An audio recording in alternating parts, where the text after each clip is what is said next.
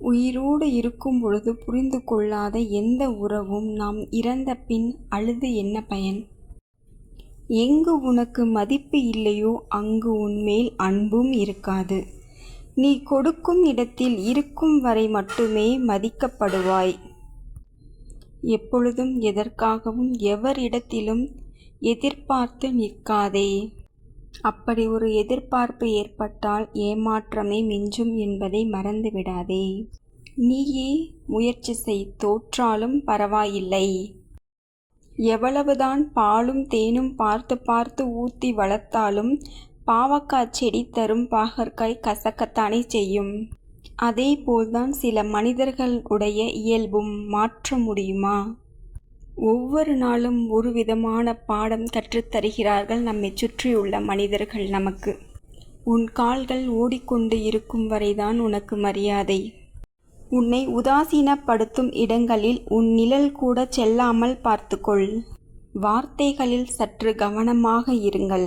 நீங்கள் கோபத்தில் கொட்டிய வார்த்தைகள் ஒருபொழுதும் திரும்ப பெறப்படுவது இல்லை என்பதை மனதில் வையுங்கள். இறைவன் சிலவற்றை நமக்கு காலம் தாழ்த்தி கொடுப்பார். ஆனால் அப்படி கிடைப்பதோ சிறந்த ஒன்றாக இருக்கும் என்பதில் நம்பிக்கை வையுங்கள். எல்லோரும் நல்லவர்களாக இருக்க வேண்டும் என எண்ணம் இருப்பதில் எந்த ஒரு தவறும் இல்லை. ஆனால் எல்லோரும் எல்லோ நேரமும் நல்லவர்களாகவே இருப்பார்கள் என நம்புவதுதான் தவறு.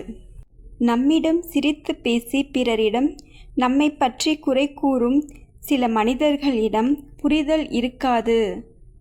இதை புரிந்து கொள்ளுங்கள். இதுவரை நாம் வாழ்ந்த வாழ்வை அழிக்கவும் முடியாது. இனி வாழப்போகும் வாழ்வை பற்றி அறிந்து கொள்ளவும் முடியாது. உண்மைதானே? சூழ்நிலை நம்மையும் நம் வாழ்வையும் எப்படி வேணாலும் மாற்றிவிடும்.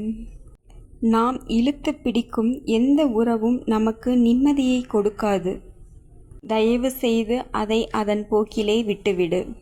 நம் வெளி தோற்றத்தின் அழகை கண்ணாடி காட்டுவது போல் நம் உள்மன அழகை நம் சொல்லும் செயலும் காட்டிவிடும் மற்றவருக்கு. நீ யாருக்காக வாழ்கின்றாயோ அவருக்காக அனைத்தையும் விட்டு கொடுக்க தயாராக இரு. உன்னை யார் விரும்புகின்றாரோ அவரை ஒருபோதும் எந்த இடத்திலும் விட்டு கொடுத்து விடாதே. கடல் நீர் நிறைந்து இருந்தாலும் அது ஒருபோதும் தாகம் தீர்க்காது. அதே போல்தான் நம்மை சுற்றி உள்ள சில மனிதர்களும். உன்னை சுற்றி நடப்பவை எதுவாக இருந்தாலும் அதிலும் ஒரு நன்மை உண்டு என்பதை நம்புங்கள். எதுவும் எளிதில் கிடைத்து விடாது. அப்படி கிடைக்கும் எதுவும் நம் வாழ்வில் நிலை